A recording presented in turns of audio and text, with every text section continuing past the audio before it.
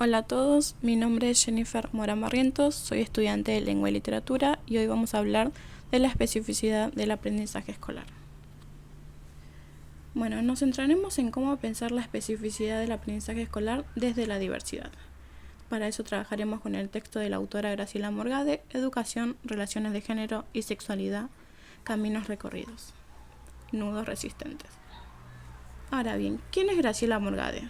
Esta autora es docente, investigadora y decana de la Facultad de Filosofía y Letras de la UBA, como también doctora en educación y especialista en educación sexual con enfoque en género y derechos humanos. Para pensar la especificidad del aprendizaje escolar desde la diversidad, es necesario remontarnos a los componentes de una situación de aprendizaje. En primer lugar, sujeto, contenidos y contextos. Para hablar de esto, es necesario remontarnos a estos componentes, ¿no? El sujeto que aprende, los contenidos que este sujeto se apropia y el contenido y el contexto en el cual se produce. Estos componentes conforman una unidad de interacción recíproca entre los tres componentes, por lo cual es importante una descripción específica de cada uno de ellos. En primer lugar, el sujeto es el sujeto que aprende, ¿no? El alumno, que a su vez es concebido como un sujeto colectivo. ¿Qué quiere decir esto? Que el sujeto es concebido como un perteneciente a un grupo en el cual el aprendizaje se dirige hacia todos los integrantes de una forma simultánea, colectiva y homogénea. Es decir, que el grupo al que está conformado por sujetos homogéneos con cualidades y características similares. Acá donde Morgade hace énfasis en el concepto de hegemonía, ¿no? Como una herramienta de poder en la cual un grupo sostiene un liderazgo. Y presenta al sujeto colectivo como un sujeto hegemónico en cuanto al género, al masculino, al femenino y al hombre y la mujer como un todo. Pone énfasis en estas relaciones de poder porque son sujetos considerados así, hegemónicos, implicando y casi obligando a los sujetos directamente como heterosexuales, como a su vez invisibiliza la diversidad sexual. El segundo componente, que es el contenido, viene a hablar de contenidos que son los que se aprenden, los que se apropia el sujeto y que son bajo una línea curricular objetiva sobre la educación, contenidos que son aceptados para enseñarse en este contexto, herramientas abstractas que no necesariamente son superiores a los conocimientos cotidianos, simplemente diferentes, pero que obviamente amplían esos conocimientos cotidianos y pasan a transformarlos en conocimientos científicos. Morgade dice que estos contenidos que son enseñados en las instituciones educativas son en su mayoría discriminatorias a las perspectivas de género en cuanto a las desigualdades entre hombres y mujeres. Es decir, que son discriminatorias a las desigualdades de contenidos abordada por hombres y mujeres. Y lo distinguen en esto: currículo explícito, currículo oculto y currículo omitido.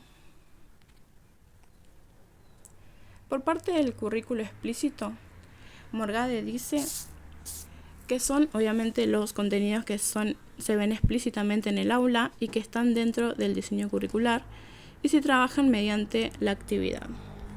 Y que lo que ella plantea es que siempre estos contenidos van a evadir las perspectivas de género, como también omiten la importancia del trabajo de las mujeres. Acá hay una cita en donde muestran que la historia siempre está centrada en la celebración de los héroes militares o políticos y el canon de la literatura que solo admite grandes obras de la literatura escrita por varones. Es decir, esto, ¿no? Omiten la importancia del trabajo de las mujeres y no se les da el lugar que deberían tener. Así como aplican contenidos dejando de lado la inclusión o la integración, diferenciándolos por género. Esto puede ser en las clases de educación física, que se divide distintas juegos o actividades tanto para mujeres y tanto para hombres. Dentro del currículo oculto son contenidos enseñados sin formar parte del temario escolar y que se enseñan generando la expectativa de distinguidas entre hombres y mujeres. Estos esperan un rendimiento y comportamiento diferente de acuerdo al género del sujeto, ¿no? El sujeto que aprende se espera un comportamiento diferente de acuerdo a si es mujer o de acuerdo a si es hombre. Acá podemos volver a lo que planteamos anterior como el sujeto concebido como un sujeto colectivo, ¿no? Diciendo que la escuela establece ese patrón de educabilidad homogéneo en el que se divide por quién tiene más rendimientos para ser educado en caso de acuerdo a lo que más sabe una mujer o lo que más sabe un varón. En esto de que se esperan comportamientos diferentes al género, ¿no? Como también está dividido este criterio por las cuestiones de género, como el hecho de dirigirse diferente a cuando se le habla a una mujer o cuando se le habla a un hombre. Y de acuerdo a lo que veníamos hablando de educabilidad, podemos decir que ese patrón está dividido en este caso por cuestiones de género, ¿no? ¿Quién se espera que tenga más rendimiento? ¿Quién no se espera? ¿Quién es más factible de educar? ¿Y por qué debería quedarse por detrás el que tenga menor rendimiento? De acuerdo al currículo omitido, son las relaciones, lo que está relacionado al contenido que suele ser relevante para el aprendizaje del sujeto, pero la escuela no lo retoma. Por ejemplo, en el caso de la sexualidad, la diversidad, las dimensiones afectivas, que son importantes para la autonomía del sujeto y del cual se va a nutrir. El tercer componente que vamos a hablar es el contexto. Bueno, este contexto alude simplemente a la institución educativa, ¿no? Donde se produce la situación de aprendizaje, que mantiene formas de organización específicas con ciertas características del espacio escolar. ¿Qué quiere decir? Que esto se remite a la especificidad del aprendizaje escolar, ¿no? Porque esto se produce en un contexto específico, con contenidos específicos aceptados para enseñarlos en dicho contexto, con herramientas que solamente se dan en este contexto, que es con la intensidad de enseñar y de que el sujeto aprenda, ¿no? ¿Cuáles son las características del espacio escolar? Bueno, en primer lugar tenemos la realidad colectiva, en el cual ya habíamos hablado. El sujeto está inmerso en esta realidad y se espera que exista una estrategia de enseñanza igualitarias para todo el colectivo, en el cual los sujetos son o tienen cualidades y características similares. Obviamente todo esto es una construcción educativa y no está reflejado como tal. La segunda característica del espacio escolar es la delimitación espacial. ¿Qué quiere decir? Que es el espacio físico, en este caso el aula, en el cual se enseña y que a la vez afecta al trabajo colectivo, al trabajo cognitivo del sujeto, porque está ligado al orden disciplinario, ¿no? Que construye esta delimitación espacial. Esta relación que después que tiene que ver en el aula con la posición relativa del docente y alumno, estos roles, esta relación de poder en el cual el docente está adelante frente al pizarrón y el alumno está sentado, que tiene que prestar atención al docente, es lo que genera en el sujeto, ¿no? Un orden disciplinario que construye todo dentro del aula, de esta delimitación espacial. En tercer lugar tenemos los límites temporales determinados, que tiene que ver con comprender que estos tiempos determinados son para la construcción educativa para aprender estos contenidos, ¿no? Como que se tiene un tiempo esperado de que el sujeto tiene que aprender determinados contenidos.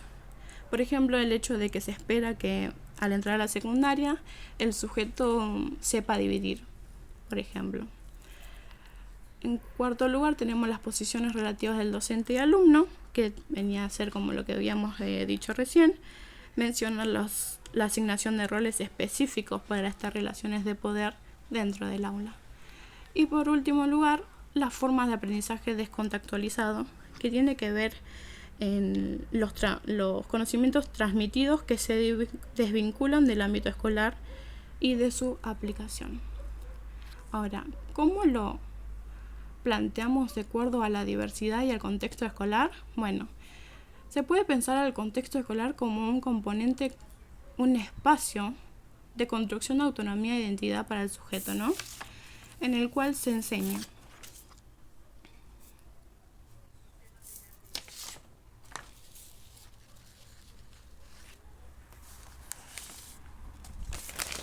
en el cual se va a enseñar y en el cual también es una construcción de la identidad para estos sujetos mediante distintos contenidos, pero que sin embargo expone visiones críticas a estos estereotipos, en el cual estos contenidos hegemónicos que se les asignan y se le transmiten al sujeto suelen ser reproducidos como tal, ¿no? Como contenidos hegemónicos.